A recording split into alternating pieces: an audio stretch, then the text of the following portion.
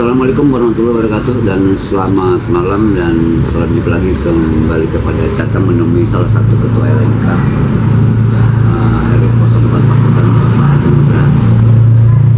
Pemirsa, banyak yang memang masuk ke redaksi terkait dengan Dewan Kota yang selama ini sudah melakukan seleksi di tingkat kota di masing-masing wilayah di DKI Jakarta. Pemerintah belum mengumumkan. Nah, ini menjadi pertanyaan besar bagi publik, sehingga hal ini perlu kami pertanyakan kepada masyarakat langsung, berdampak pada lingkungan atau hubungan kemasyarakatan, karena kita ketahui fungsi Dewan Kota adalah sangat strategis itu sendiri. Pak Agung, selamat malam ya. Malam Pak. Terima kasih. Manggilnya Mas Agung atau apa ya? Agung aja mungkin. Agung aja. Gung, ini kan gini, banyak yang menanti loh masyarakat masuk ke redaksi. Ya. Jadi adanya atau kesimpang siuran tentang pengumuman hasil seleksi Dewan Kota. Padahal sesuai jadwal sudah lewat dari bulan Agustus. Di jadwal itu kalau tidak salah bulan Agustus ini harus memang diumumkan oleh pihak pemerintah DKI di masing-masing wilayah. Bagaimana menurut Anda? Ya, memang betul apa yang tadi Pak Nano bilang sampaikan, karena saya juga punya jadwal dari timeline panitia untuk Dewan Kota Jakarta.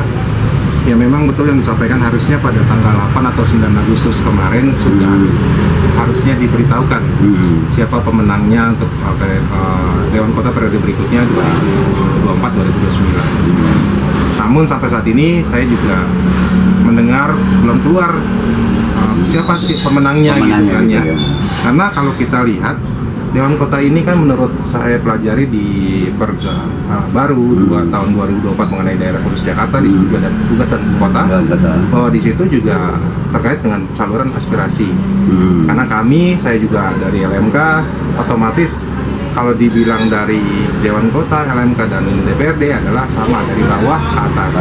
Sehingga pada saat Dewan Kota kita terganjal siapa yang harus kita usulkan kemana, apakah yang baru atau yang lama, kita nggak tahu sampai saat ini, ya kan?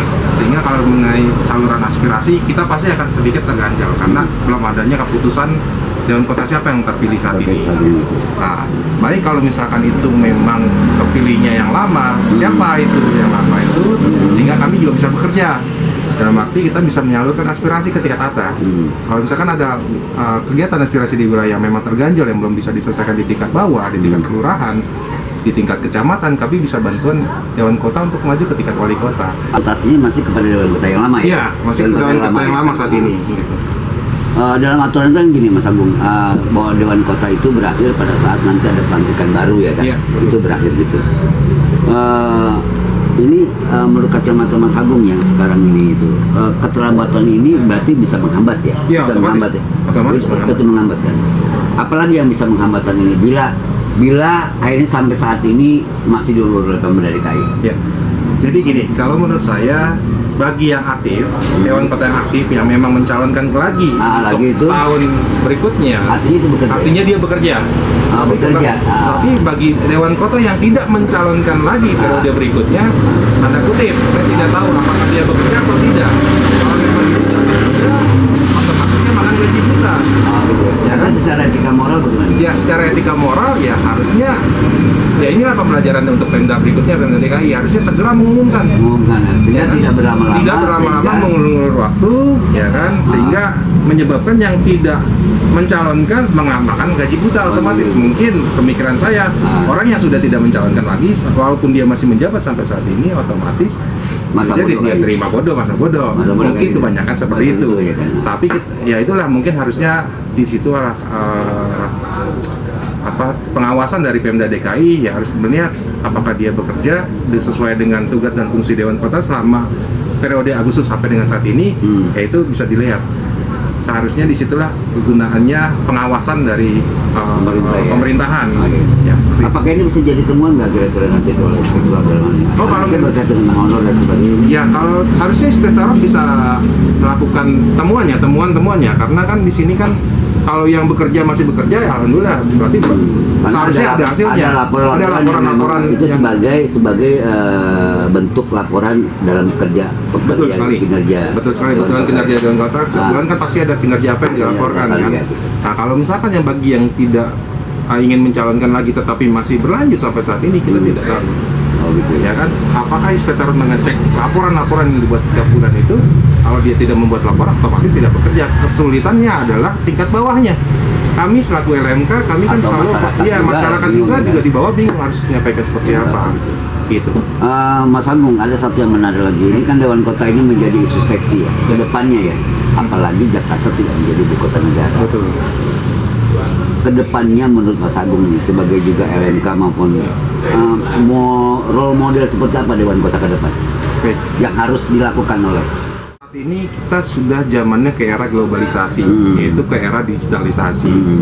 Ya otomatis kedepannya dengan daerah khusus Jakarta yang mengutamakan perekonomian, pusatnya perekonomian di Indonesia, sudah mulai pakai gaya-gaya kepada digitalisasi. Ya harusnya Dewan Kota kedepannya dia harus paham mengerti digitalisasi.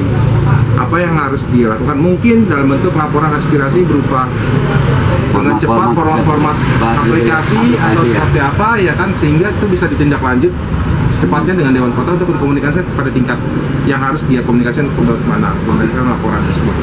Kedua, kalau saat ini yang saya tahu nanti kedepannya daerah DKI Jakarta itu ada namanya anggaran aglomerasi. Nah, anggaran aglomerasi itu kan memang anggaran yang memang untuk daerah khusus yang untuk digunakan dibantu di daerah-daerah sekitar yang memang kumuh yang atau kumuh, padat, naik padat, dari situ banyak bantuan-bantuan mengenai sosial, bantuan Itu sosial, harus dioptimalkan, bantuan fisik harus dioptimalkan. Nah, itu yang harusnya Dewan Kota di situ bisa memonitoring langsung, dan itu juga kerjasama dengan LMK juga. Memang bisa disebut. Menurut Anda bagaimana untuk kemandirian ke depan? Ya itu yang tadi saya sampaikan juga, mungkin ya harusnya Dewan Kota lebih cekatan ya dalam penerima laporan dan lebih banyak memproses masukan-masukan aspirasi di tingkat bawah, di tingkat kecamatan sampai salurkan ke tingkat wali kota. Karena kan Dewan Kota saat ini kita juga agak lihat kurang berperan, ya kan, sehingga banyak yang butuh Dewan Kota. Sebenarnya Dewan Kota itu adalah kepanjangan kakaknya dari kami, dari LMK. Oh, gitu, LMK itu adiknya, Dewan Kota itu kakaknya. Ya orang tua kita, papa kita DPRD, Dewan di DPRD. Oh gitu. Artinya dia biar gimana pun sebenarnya seperti dewan ya. Seperti dewan, jadi artinya punya kekuatan yang lebih kuat ya. yang lebih kuat. Lebih kuat ya yang untuk lebih kuat. Mencari sumber-sumber di lingkungan. Betul sekali. Artinya ekonomi bisa berjalan. Betul, bisa berjalan. Makanya harusnya sebagai Dewan Kota ke depannya ya, jangan karena terfokus saya akan mengadukan lagi ke tingkat di atas, jangan. Oh, jangan. Sebenarnya dia sudah bisa menyelesaikan masalah di Kalau tingkat perlu kecamatan. kalau perlu tidak dibawa ke tingkat wali kota. Kalau perlu seperti itu, tidak perlu masalah-masalah yang bisa diselesaikan di tingkat kecamatan tidak perlu dia bawa tingkat wali kota. Sebenarnya itulah harusnya Dewan Kota lebih terlihat berperan di situ. Yang memang banyak saat ini mungkin daerah-daerah, kalau untuk kecamatan Senen ya alhamdulillah sih banyak perkembangan dari Dewan Kota yang saat ini kita lihat, tapi banyak yang dia ada sebagainya itu jadi Dewan Kota juga harus bisa mendiskusi itu ya. Oh iya, karena kan kalau tadi saya bicarakan tadi ada namanya kawasan aglomerasi. Kawasan aglomerasi itu Kalau itu kan anggaran dari APBD. Tapi kalau non APBD Tetapi dengan non APBD setahu saya dengan DKJ saat ini bisa nanti ada optimal yang saya pahami kemarin saya diundang di wali kota, adanya nanti ada penanaman modal asing yang memang bisa dilakukan di tingkat kelurahan, bekerja sama di tingkat kelurahan dan di tingkat kecamatan. Artinya itu bisa bergandeng tangan menjadi mitra. Bergandengan tangan menjadi mitra, otomatis dengan penanaman modal asing itu mungkin pihak swasta yang mungkin Artinya dipahamkan bisa itu membenahi lingkungan, bisa ya? membenahi lingkungan, berarti dengan CSR. Oh, gitu. Berarti sekarang nanti akan lebih ke bawah lagi dibantu dengan pihak swasta yang saya pahami di Perda 2 tahun 2024, karena di situ nanti ada tambahan untuk pemantauan kegiatan sosial. Dulu LMK tidak memiliki fungsi itu dan Dewan Kota tidak memiliki fungsi sosial. Saat yang saya baca kemarin sesuai Perda 2 tahun 2024 ada penambahan tugas mengawasi kegiatan sosial di lingkungan masyarakat. Sama dengan LMK dan Dewan Kota sama. Berarti mengawasi kegiatan sosial itu ya mungkin dari dana-dana CSR yang memang untuk bantu-bantu di wilayah tempat, seperti itu mungkin yang saya tanggapi, yang saya rekam dari saya diundangan di wali kota saat itu temu di wali kota. kembali kepada masalah ini nih, seleksi yang terhambat ya, pengumuman seleksi ini. Penegasan apa yang bisa Anda sampaikan kepada pemerintah DKI? Ya harusnya kembali lagi, apa sih yang ditunggu sama Pemda DKI ini? Ya kan, sudah Agustus, September, Apa ada nggak Oktober, intervensi dari misalnya dari DPRD mungkin ya. Seharusnya kalau ranahnya DPRD hanya tinggal menyetujui, Macam gitu ya. bukan mengintervensi. Intervensi ya. Yang saya pahami adalah tugas dan fungsinya adalah menyetujui apa yang sudah diusulkan oleh panitia seleksi. sama panitia seleksi. Oh gitu ya. Jadi bukan panitia sudah diusulkan panitia seleksi, oh diganti lagi nih, jangan ini, jangan Jadi ini. tinggal Oh nggak bisa. apakah sekarang PJ Gubernur mengumumkan atau wali kota melalui Iya, wali kota, betul. tinggal Harus gitu ya. seperti itu. Gitu ya. DPRD hanya mengesahkan saja. Tinggal wali kota punya benar nggak? Ya. Apa yang menjadi harapan bagi masyarakat sebagai pemuda untuk Dewan Kota ke depan serta Pemprov DKI? Ya kalau harapan saya otomatis karena saya adiknya dari Dewan Kota ya, ya saya harap semua LMK, karena kita harus berhadapan dengan Dewan Kota juga, harus komunikasi dengan tingkat atas juga dengan Dewan Kota. Ya kita harapan kita adalah apa yang diusulkan dari bawah tolong dibantu sama Dewan Kota. Memang banyak pekerjaan pasti usulan-usulan dari tingkat bawah, karena kan LMK itu tingkat kelurahan, Dewan Kota tingkat kecamatan dan wali kota. Harusnya lebih banyak diperjuangkan apa yang ada di tingkat-tingkat bawah, yang kebutuhan yang memang belum dibutuhkan, yang belum keluar, terganjal ya kan, itu yang terganjal. Itu menjadi PR sebenarnya. Itu menjadi PR, yaitu komunikasi kita. Bukan yang di Musrembang atau itu. Kalau bisa, tapi yang tertatip itu yang memang desakan-desakan itu harusnya menjadi prioritas. Ya betul. Kalau bisa sih bukan usulan yang hanya ada di Musrembang. Kalau yang Tapi Musrembang kan bagaimana sudah tahu. percepatan itu yang muncul dari problem masyarakat itu yang lebih. Nah itu yang harus cepat diselesaikan di luar dari Musrembang. Itulah Dewan Kota seharusnya. Itu harusnya Dewan Kota di situ. Di situ ya. Di situ dia bisa melakukan percepatan usulan-usulan langsung. Kalau yang Musrembang kan usulan yang diusulkan yang memang nanti keluarnya pun juga tahun besok. Iya. Diusulkan tahun ini, keluarnya tahun besok. Nah, harusnya Dewan Kota di situ bisa membantu usulan-usulan di luar Musrembang. Contoh, kemarin ada namanya tidak ada namanya pengadaan gerobak. Yang saya tahu Musrembang beberapa tahun yang lalu, sekitar 5 tahun yang lalu kurang lebih, itu ada usulan untuk gerobak. Otomatis kan suku dinas terkait nih, berarti kan pertamanan ya kan, di situ suku dinas pertamanan. Harusnya Dewan Kota, sesama Dewan Kota bisa mengambil usulan ke tingkat atas lagi, bisa bicara dengan Pak Wali Kota, mengusulkan ke sudinnya, suku dinas terkait yang memang tidak ada di Musrembang. Jadi tolong dibantu, karena keluhan-keluhan di tingkat bawah ada beberapa yang nggak ada di Musrembang. Kita mengusulkan karena nggak ada di template, kita nggak bisa mengusulkan. Nah disitulah perannya harusnya Dewan Kota membantu usulan-usulan yang tidak ada di tingkat di Musrembang, sehingga siapa tahu dengan komunikasi situ bisa diadakan usulan ke depan untuk dimasukkan ke template, atau bisa dilakukan usulan langsung dengan surat-surat ke tingkat bawah yang penting jelas, karena itulah peran dan fungsinya Dewan Kota. Jangan yang sudah sesuai dengan usulan dalam arti sesuai dengan arahan, oh kita harus mengikuti A, B, C, D, E, F, G. Tapi kalau itu kan sudah pasti bisa terprogram gitu kan.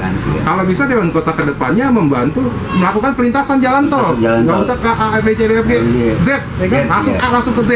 Ya itulah harusnya ke Dewan Kota itu harus bisa langsung bergerak seperti yang itu. seperti program post major gitu ya. Post major, mungkin ada pemadam kebakaran, butuhnya apa, ya kan, karena di template tidak ada kemarin juga.